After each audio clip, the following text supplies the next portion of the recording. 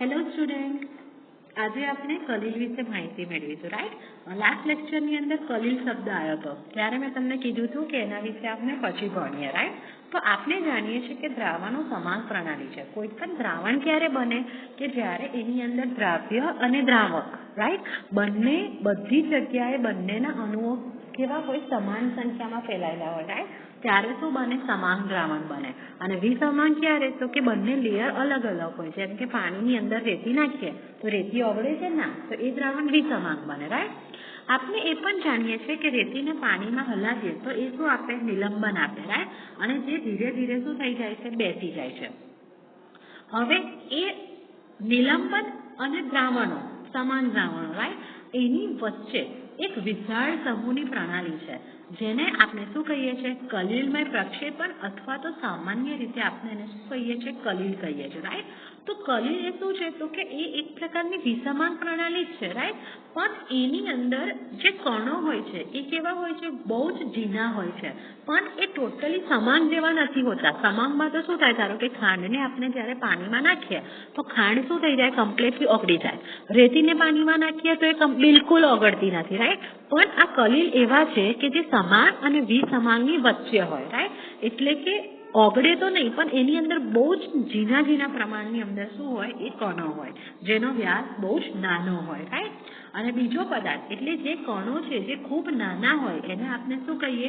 પરિક્ષેપિત કલા કહીએ. રાઈટ, અને જે બીજો પદાર્થ છે જે બીજું પ્રવાહી જેવું હોય એને આપણે શું કહીએ? પ્રક્ષેપણ માધ્યમ કહીએ. રાઈટ, એટલે પ્રક્ષેપણ માધ્યમ પ્રવાહી હોય એવું જરૂરી નથી. હા, પણ જે કણો ઓછા, આપણે જે રીતે દ્રાવ્ય અને દ્રાવક લેતા હતા ને કે દ્રાવકનું પ્રમાણ વધારે હોય. રાઈટ, તો એવી જ રીતે અહીંયા વધારે પ્રમાણમાં હોય એને શું કહેવાય? આપણે પ્રક્ષેપણ માધ્યમ.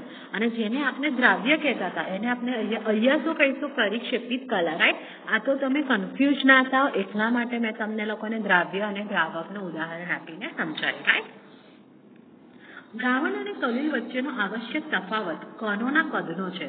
દ્રાવણોમાં ઘટક કણો આયન અથવા તો નાના કણો સ્વરૂપે હોય. રાઈટ, જ્યારે કલીલમાં શું છે? પરિક્ષેપિત કલા એક બૃહદ, જેમ કે પ્રોટીન અથવા તો સંશ્લેષિત પોલિમર હોય, અથવા તો ઘણા પરમાણુઓ હોય, આયનો હોય, અથવા તો અણુઓનો સમુચ્ચય હોય, એટલે કે ભેગા થયેલા હોય. રાઈટ, આ તમને લોકોને તફાવત છે. દ્રાવણની અંદર ખાલી શું હોય?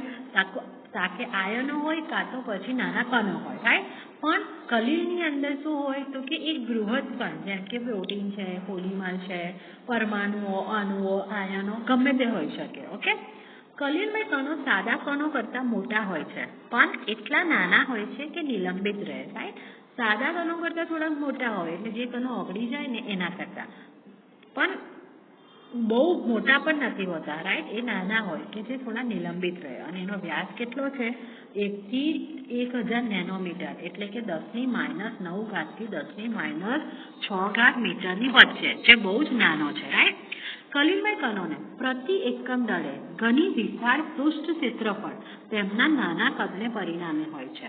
1 સેન્ટીમીટર બાજુવાળા સમઘન વિચારીએ. રાઈટ, તો એની સપાટીનું ક્ષેત્રફળ કેટલું થાય? તો કે 6 સેન્ટીમીટર. એની 6 બાજુઓ હોય. રાઈટ, એટલે એક બાજુની 1 સેન્ટીમીટર તો 6 બાજુની 6 સેન્ટીમીટર થઈ ગઈ. જો તેને આપણે સમાન રીતે 10⁻12 ની અંદર વિભાજિત કરીએ. રાઈટ, તો સમઘન મોટા કલીલમય કણોના જેટલું થશે અને તેની કુલ સપાટીનું ક્ષેત્રફળ કેટલું થઈ જશે? તો કે 60,000 સેન્ટીમીટર સ્ક્વેર થઈ જશે. રાઈટ, અથવા તો 6 મીટર સ્ક્વેર થઈ જશે. અને આ વિશાળ સપાટી ક્ષેત્રફળ કલીલના કેટલાક વિશિષ્ટ ગુણધર્મો તરફ શું કરે છે? દોરે છે. રાઈટ, એટલે કે કલીલના અમુક વિશિષ્ટ કઈ ગુણધર્મો હોવા જોઈએ. નેક્સ્ટ છે કલીલોનું વર્ગીકરણ. તો કે કલીલનું વર્ગીકરણ 3 રીતે કરવામાં આવ્યું છે. પહેલું, પરિક્ષેપિત કલા અને પરિક્ષેપિત માધ્યમની ભૌતિક અવસ્થા. રાઈટ, ઘન, પ્રવાહી અને વાયુ એ આવે એટલે એ શું થઈ ગયું કહેવાય? ભૌતિક અવસ્થા. બીજું, પરિક્ષેપિત કલા અને પરિક્ષેપિત માધ્યમ વચ્ચેની પારસ્પરિક ક્રિયાનો સ્વભાવ.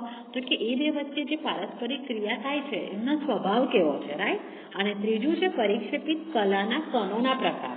રાઈટ, કે એ કેટલા પ્રકારના હોય છે.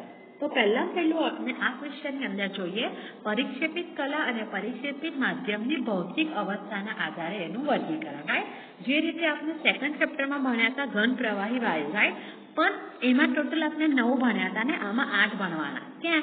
તો કે કલીલમાં વાયુ વચ્ચે કલીલ બનશે નહીં. કેમ?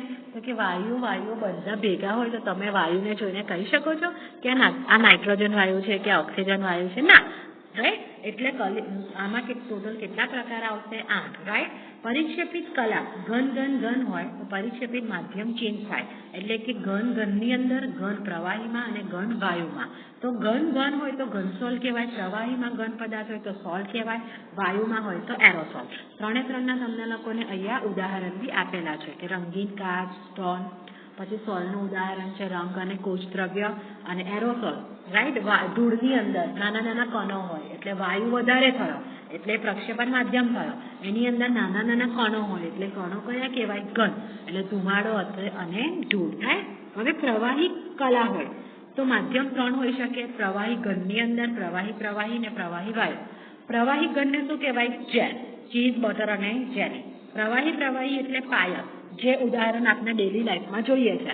પાણીમાં તેલ, રાઈટ, એટલે એને શું કહેવાય? પાયસ કહેવાય. પાણીમાં તેલ કે તેલમાં પાણી, રાઈટ. એના વિશે આગળ આપણે ભણીશું. એના ઉદાહરણ છે દૂધ, વાળ, એટલે વાળની જે ક્રીમ છે એ, અને માખણ. અને પછી છે પ્રવાહી વાયુ, એને શું કહીએ? એરોસોલ. ધૂમ્ર, ધુમ્મસ, વાદળ, જંતુનાશક સ્પ્રે એક્સેટ્રા. હવે છે વિક્ષેપિત કલા, વાયુ. તો વાયુ ઘનમાં અને વાયુ પ્રવાહીમાં. તો વાયુ ઘનમાં શું કે? ઘનસોલ, ફ્યુમિસ પથ્થર, ફોમ રબર. અને પ્રવાહી વાયુ તો ફીણ, કશાક, ક્રીમ અને સાબુનો, રાઈટ. ઘણી જાણીતી વ્યાપારિક પેદાશો અને કુદરતી વસ્તુઓ કલીલ છે.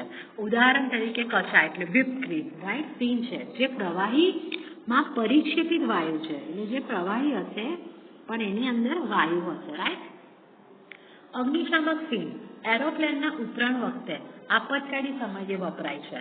તે પણ કલીલમય પ્રણાલી છે. મોટાભાગના જૈવીય દ્રવ જલીય સોલ છે. કોઈ વિશિષ્ટ કોષમાં પ્રોટીન, ન્યુક્લિક એસિડ, કલીલમય કદના કણો છે જે આયન અને નાના અણુઓના જલીય દ્રાવણને શું કરે છે? પરિક્ષેપિત કરે છે. કોષ્ટકની અંદર આપણે જુદા પ્રકાર આપ્યા છે. એમાંથી જાણીતા સોલ એટલે કે પ્રવાહીમાં ઘન, જેલ ઘનમાં પ્રવાહી, અને પાયસ પ્રવાહીમાં પ્રવાહી છે, એ જાણીતા છે, રાઈટ. હવે પરિક્ષેપિત કલા અને પરિક્ષેપિત માધ્યમ વચ્ચેની પારસ્પરિક પ્રક્રિયાના સ્વભાવ પર આધારિત વર્ગીકરણ.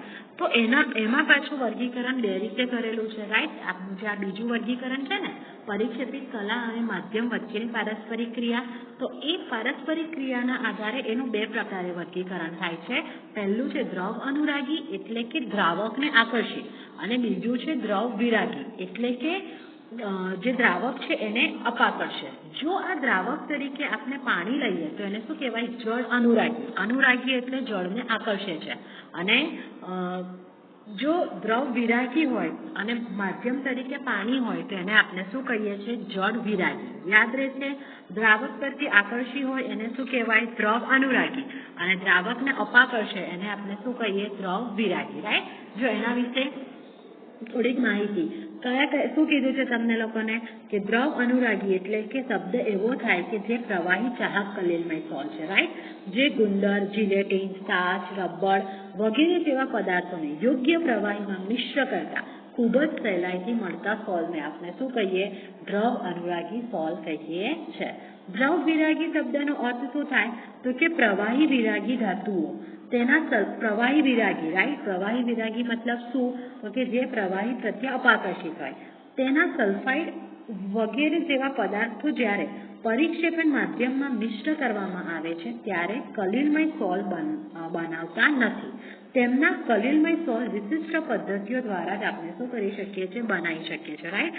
જ્યારે દ્રવ અનુરાગી સોલ છે ને એ સહેલાઈથી મળી જાય કે જ્યારે આપણે પરિક્ષેપિત કલા અને પરિક્ષેપિત માધ્યમને ભેગા કરીએ અને સ્ટર કરીએ કે એવું કશું હોય ત્યારે એ તરત બની જાય, રાઈટ. પણ દ્રવ વિરાગી કલીલ જ્યારે બનાવવા હોય તો એ અમુક વિશિષ્ટ પદ્ધતિઓથી જ આપણે શું કરી શકીએ? બનાવી શકીએ, રાઈટ. અને એ વિશિષ્ટ પદ્ધતિ વિશે આપણે આ ચેપ્ટરમાં આગળ ભણીશું. હવે છે ત્રીજું વર્ગીકરણ શું હતું? તો કે અવક્ષેપિત કલાના કણોના પ્રકાર પર આધારિત. તો એનું વર્ગીકરણ 3 રીતે થાય: બહુઆણ્વીય, વિરાટ બૃહદ આણ્વીય અને ત્રીજું સંયુચ્છ કલીલ, રાઈટ. બહુઆણ્વીય કલીલ કોને કહેવાય? તો કે પદાર્થના નાના કણો અથવા તો વિપુલ પ્રમાણમાં અણુઓનું વિલયન કરતા તેઓ એકબીજા સાથે અને કલીલ કલોના કદના માપના શું કરે અણુઓ બનાવે, રાઈટ. અને આ રીતે રચાતી સ્પીસીસને બહુઆણ્વીય કલીલ કહીએ છે. શું કીધું છે? આપણે એનું વિલયન કરવાનું, રાઈટ. નાના કણો અથવા તો મોટા કણોનું વિલયન કરવાનું, રાઈટ. જેમ કે ગોલ્ડ સોલ હોય એ ઘણા પરમાણુઓ ધરાવતા જુદા જુદા કદના શું ધરાવે છે? કણો ધરાવે, રાઈટ. કે જેની અંદર ગોલ્ડને શું કરે? ગોલ્ડનું દ્રાવણ બનાવે. એટલે દ્રાવણની અંદર ગોલ્ડ નાખીએ, કોઈક વિશિષ્ટ પ્રક્રિયા કરે, રાઈટ. સલ્ફર સોલ્ટ 1000 અથવા તો વધારે S8 સલ્ફર અણુઓના શું છે? કણો છે, રાઈટ. બીજું છે વિરાટ આણ્વીય કલીલ. તો કે વિરાટ અણુઓ યોગ્ય દ્રાવકમાં શું બનાવે? દ્રાવણ બનાવે, રાઈટ. જેમાં વિરાટ અણુઓનું કદ કલીલમયના કદના શું હોય? ગાળામાં હોય. અને આવી પ્રણાલીને આપણે શું કહીએ છીએ? વિરાટ આણ્વીય કલીલ કહીએ છે. અને આ કલીલ ઘણા સ્થાયી હોય છે અને ઘણી બધી બાબતમાં સાચા દ્રાવણને શું કરે છે? મળતા આવે છે. કુદરતી રીતે ઉદ્ભવતા વિરાટ અણુઓમાં સ્ટાર્ચ, સેલ્યુલોઝ, પ્રોટીન અને ઉત્સેચકોનો શું થાય છે? સમાવેશ થાય છે. અને માનવ સર્જિત વિરાટ અણુઓમાં કયા કયા છે? તો કે પોલિથીન છે, નાયલોન છે, પોલિસ્ટાયરીન છે, સંશ્લેષિત રબર છે, રાઈટ. આ બધા શું છે? વિરાટ આણ્વીય કલીલો છે, રાઈટ. કુદરતી રીતે તમને પૂછે કે કુદરતી રીતે મળતા વિરાટ આણ્વીય અણુઓ કયા? તો કે સ્ટાર્ચ, સેલ્યુલોઝ, પ્રોટીન, ઉત્સેચક, રાઈટ, જે બોડીની અંદર હોય છે. અને માનવ સર્જિત કયા કયા છે? માનવે બનાવેલા કયા? તો કે પોલિથીન, નાયલોન, પોલિસ્ટાયરીન અને સંશ્લેષિત રબર. અને લાસ્ટ છે સંયુચ્ચ કલીલ. આ કેટલાક એવા પદાર્થો છે જે નિમ્ન સાંદ્રતાએ સામાન્ય પ્રબળ વિદ્યુત વિભાજ્ય તરીકે વર્તે છે, પરંતુ જ્યારે એની સાંદ્રતા ઓછી કરવામાં આવે તો એ સંયુચ્ચ રચનાને કારણે શું કરે છે? કલીલમય વર્તણૂક દર્શાવે છે. એટલે કે જ્યારે એની સાંદ્રતા વધારવામાં આવે ને તો ત્યારે એ બધા જોડાઈ જાય, રાઈટ. જોડાઈને એક સંયુચ્ચ રચના બનાવે અને એને આપણે શું કીધું છે? કલીલમય વર્તણૂક દર્શાવે છે, રાઈટ. તો આ હતું આપણું ત્રીજા પ્રકારનું વર્ગીકરણ, રાઈટ.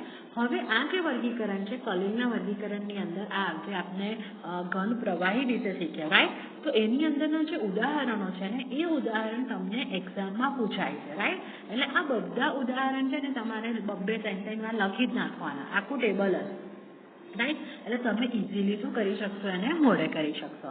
Okay, thank you.